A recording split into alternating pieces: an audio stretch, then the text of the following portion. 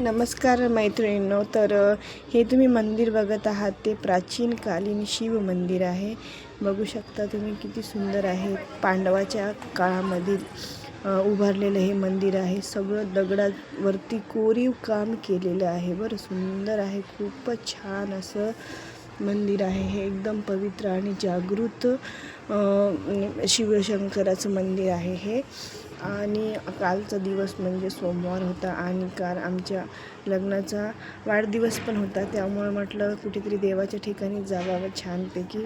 आणि बरेच दिवस झाले म्हणजे बरेच वर्ष झाले आम्ही गेलो नव्हतो इथे. 5 ते 6 वर्षाखाली आम्ही आलेलो होतो इथे. मग यांना म्हटलं चला जाऊया. आमच्या घरापासून एक अर्ध्या तासाच्या अंतरावरती आहे हे. तर आम्ही आलो. छानपैकी फुलं वगैरे घेतले आणि हे बघू शकता छान टीका वगैरे लावून घेतला आम्ही तर तिघा-चौघांनीसुद्धा मस्त. आणि हे लावल्यानंतर असं खूप असं एकदम छान फील होतं. म्हणजे एक तर ते थंड असतं, माथ्यावरती चंदनाचं असतं ते लेप आणि त्याच्यावरती टीका लावला जातो. त्यामुळे असं एकदम अशी स्ट्रॉंग फिलिंग येते का म्हणजे असं की देवासाठी, हो ना.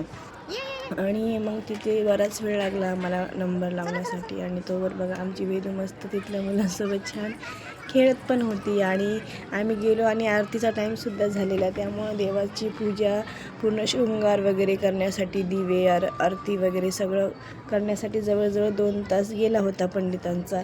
तेवढा वेळ आम्हाला थांबावं लागलं जवळजवळ 2 तास रांगेमध्ये. तोवर मुलं छानपैकी बाहेर खेळत होती. हे बघू शकता किती सुंदर असं दगडावरचं कोरीव काम आहे बरं का हे. म्हणजे असं बघायला गेलं तर इथं काही दगडावर दगड रचलेले अजिबात नाही आहेत.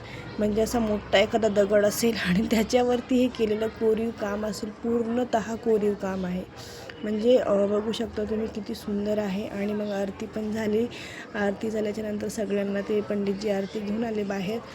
सगळ्यांना आरती दिली. मग आम्ही गेलो रांगेमध्ये आणि बघतो तर काय तर मधातल्या गाभाऱ्यामध्ये म्हणजे जो मुख्य गाभारा होता त्यामध्ये सुद्धा मोठी लाईन होती. म्हणजे आतमध्ये जेवढी मोठी लाईन तेवढीच बाहेर जेवढी मोठी लाईन तेवढीच आतमध्ये सुद्धा लाईन होती. बघू शकता किती सुंदर कळस तो भाग होता.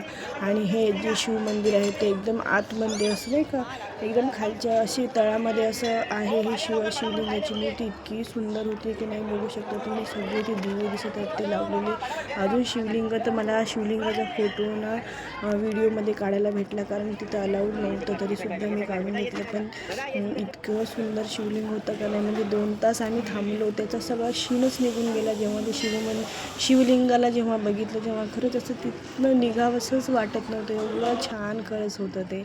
आणि त्याच्या बाजूलाच बघू शकता किती सुंदर असं शिवलिंग आहे. 12 ज्योतिर्लिंग आहे तिथं असं मूर्ती ठेवून.